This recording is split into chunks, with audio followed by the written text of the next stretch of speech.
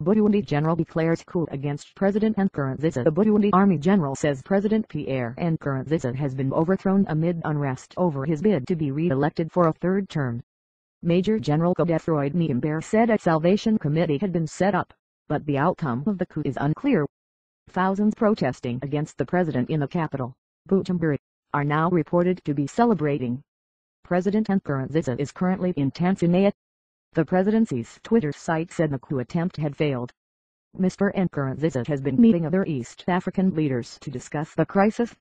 Latest Burundi and Africa updates. In a series of Twitter postings, the Burundi presidency at first said the situation was under control and that there was no coup, then that the attempted coup had failed.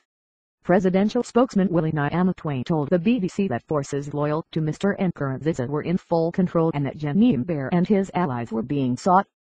Overthrown. The BBC smog Jullien in Bujumbura says thousands of protesters marched to the city center alongside soldiers and 2 tanks after the coup was announced. Police shot at the soldiers and the crowd. At least 2 protesters were killed. The protesters continued to march, one telling the BBC this was a victory after weeks of protests. They reached the offices of the state broadcaster, which was still in the control of soldiers loyal to the president. There are some reports that forces supporting the coup are now trying to enter the building and are meeting resistance. Other reports say those loyal to the president and those supporting the coup are now in negotiations.